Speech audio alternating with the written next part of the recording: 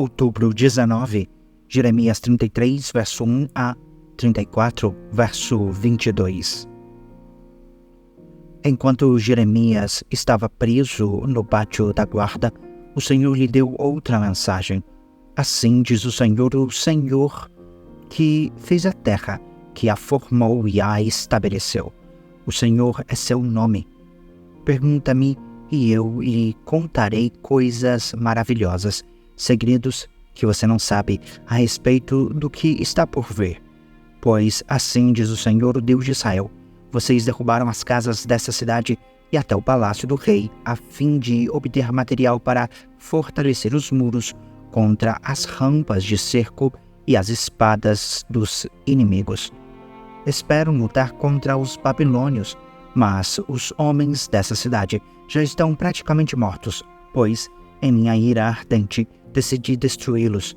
Abandonei-os por causa de toda a sua maldade. Virá o dia, porém, em que curarei as feridas de Jerusalém e lhe darei prosperidade e paz verdadeira. Restaurarei o povo de Judá e de Israel, a sua terra, e reconstruirei suas cidades. Eu as purificarei de suas maldades contra mim e perdoarei todos os seus pecados de rebeldia. Então, essa cidade me trará louvor, glória e honra diante de todas as nações da terra. Os povos do mundo verão todo o bem que faço por meu povo e tremerão de espanto diante da paz e da prosperidade que lhes dou. Assim diz o Senhor: vocês disseram, esta é uma terra desolada, onde não há mais pessoas nem animais. Contudo, nas ruas vazias de Jerusalém e das outras cidades de Judá serão ouvidos novamente os sons de alegria e de riso. As vozes felizes de noivos e de noivas voltarão a ser ouvidas, e também os cânticos alegres dos que trazem ofertas de gratidão ao Senhor. Cantarão: deem graças ao Senhor dos exércitos, porque o Senhor é bom, seu amor dura para sempre. Pois eu restaurarei a situação desta terra ao que era no passado, diz o Senhor. Assim diz o Senhor dos exércitos: embora hoje esta terra esteja desolada e não tenha pessoas nem animais, um dia voltará a ter pastos para os quais os pastores levarão seus rebanhos. Os pastores voltarão a cantar seus rebanhos das cidades da região montanhosa, nas colinas de Judá, no Neguebe, na terra de Benjamim, nos arredores de Jerusalém e em todas as cidades de Judá. Eu, o Senhor, falei. Virá o dia, diz o Senhor, em que farei por Israel e por Judá todo o bem que lhes prometi. Naquele dia e naquele tempo levantarei um renovo, um descendente justo da linhagem do rei Davi. Ele fará o que é justo e certo em toda a terra. Nesse dia Judá será salvo e Jerusalém viverá em segurança. E este será seu nome: o Senhor é nossa justiça. Porque assim diz o Senhor: sempre haverá um descendente de Davi no trono de Israel, e sempre haverá sacerdotes levitas para me oferecer holocaustos, ofertas de cereais e sacrifícios. Então Jeremias recebeu essa mensagem do Senhor. Assim diz o Senhor: se alguém conseguisse anular minha aliança com o dia e com a noite, de modo que um não viesse depois do outro, então se anularia minha aliança com o meu servo Davi. Só então deixaria de haver um descendente para reinar em seu trono. O mesmo se aplica à minha aliança com os sacerdotes levitas que me servem. Como não se pode contar as estrelas do céu, nem medir a areia na beira do mar, assim também tornarei incontáveis os descendentes de meu servo Davi e os levitas que me servem. O Senhor deu outra mensagem a Jeremias. Você observou o que o povo anda dizendo? O Senhor escolheu Judá e Israel e depois os abandonou. Desprezam o meu povo e dizem que não deve ser considerada nação. Mas assim diz o Senhor: como não anularei minhas leis que governam o dia e a noite, o céu e a terra, assim também não rejeitarei meu povo. Jamais abandonarei os descendentes de Jacó e de meu servo Davi, nem mudarei o plano de que os descendentes de Davi governem os descendentes de Abraão, Isaque e Jacó. Pelo contrário, Eu os restaurarei à sua terra e terei compaixão deles. Nabucodonosor, rei da Babilônia, veio com todos os exércitos dos reinos que lhes governava e lutou contra Jerusalém e contra as cidades de Judá. Naquela ocasião, Jeremias recebeu esta mensagem do Senhor: Vá a Zedequias, rei de Judá, e diga-lhe: Assim diz o Senhor, o Deus de Israel: Estou prestes a entregar essa cidade ao rei da Babilônia, e ele a queimará de alto a baixo. Você não escapará das mãos dele, mas será capturado e levado para falar face a face com o rei da Babilônia. Então será enviado para o exílio na Babilônia. Ouça, porém, esta promessa do Senhor, ó Zedequias, rei de Judá. Assim diz o Senhor: Você não morrerá na guerra, mas em paz. O povo queimará incenso em sua honra, como fizeram em honra de seus antepassados. Os reis que o precederam chorarão por você e lamentarão: Que tristeza, nosso rei morreu. Eu decretei isso, diz o Senhor. O profeta Jeremias transmitiu essa mensagem a Zedequias, rei de Judá. Nessa época, o exército babilônio cercava Jerusalém, Laques e Azeca, as únicas cidades fortificadas de Judá que ainda não tinham sido conquistadas. Jeremias recebeu essa mensagem do Senhor depois que o rei Zedequias fez uma aliança com o povo para libertar os escravos. Ele havia ordenado que todo o povo libertasse suas escravas e seus escravos hebreus.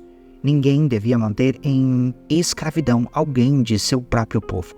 Os oficiais e todo o povo tinham obedecido à ordem do rei e libertado cada um de seus escravos, mas depois mudaram de ideia.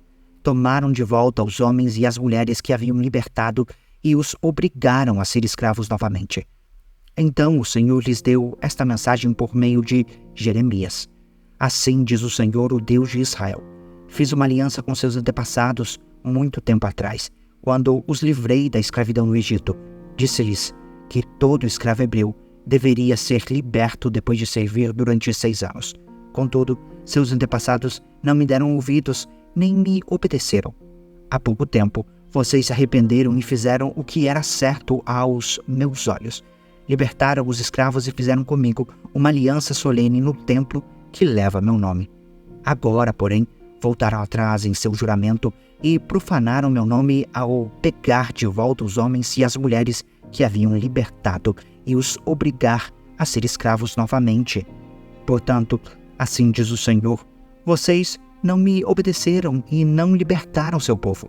Por isso, lhes darei liberdade para serem destruídos por guerra, doença e fome.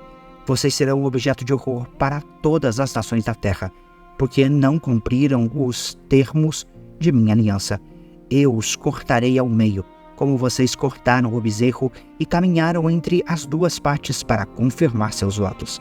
Sim, cortarei ao meio todos que se comprometerem com a aliança, quer sejam oficiais de Judá e de Jerusalém, oficiais do palácio, sacerdotes ou gente comum. Eu os entregarei a seus inimigos, e eles os matarão. Seus corpos servirão de alimento para os abutres e os animais selvagens. Entregarei Zedequias, rei de Judá, e seus oficiais ao exército do rei da Babilônia. E, embora não tenham se retirado de Jerusalém por um tempo, chamarei de volta os exércitos babilônios. Eles lutarão contra a cidade e conquistarão e a queimarão de alto a baixo. Farei que todas as cidades de Judá sejam destruídas e que ninguém more nelas. 1 Timóteo 4, verso 1 a 16. O Espírito afirma claramente que nos últimos tempos alguns se desviarão da fé, dando ouvidos a espíritos enganadores e a ensinamentos de demônios que vêm de indivíduos hipócritas e mentirosos, cuja consciência está morta. Tais pessoas afirmam que é errado se casar e proíbem que se comam certos alimentos que Deus criou para serem recebidos com ação de graças pelos que são fiéis e conhecedores da verdade. Porque tudo que Deus fez é bom. Não devemos rejeitar nada, mas a tudo receber com ação de graças, pois sabemos que se torna aceitável pela palavra de Deus e pela oração. Se você explicar estas coisas aos irmãos, será um bom servo de Cristo Jesus, nutrido pela mensagem da fé e pelo bom ensino que tem seguido. Não perca tempo discutindo mitos profanos e crendices absurdas. Em vez disso, exercite-se na devoção. O exército físico tem algum valor, mas exercitar-se na devoção é muito melhor, pois promete benefícios não apenas nesta vida, mas também na vida futura. Essa é uma afirmação digna de confiança e todos devem aceitá-la. Trabalhamos arduamente e continuamos a lutar porque nossa esperança está no Deus vivo, o Salvador de todos, especialmente dos que creem. Ensine estas coisas e insista nelas. Não deixe que ninguém o menospreze porque você é jovem. Seja exemplo para todos os fiéis nas palavras, na conduta, no amor, na fé e na pureza. Até minha chegada, dedique-se à leitura pública das Escrituras, ao encorajamento e ao ensino. Não descuide do dom que recebeu por meio de profecia quando os presbíteros impuseram as mãos sobre você. Dedique total atenção a essas questões. Entregue-se inteiramente às suas tarefas, para que todos vejam seu progresso. Fique atento a seu modo de viver e a seus ensinamentos. Permaneça fiel ao que é certo, e assim salvará a si mesmo e aqueles que o ouvem. Salmos 89, versos 1 a 13. Salmo de Etã, o Israelita.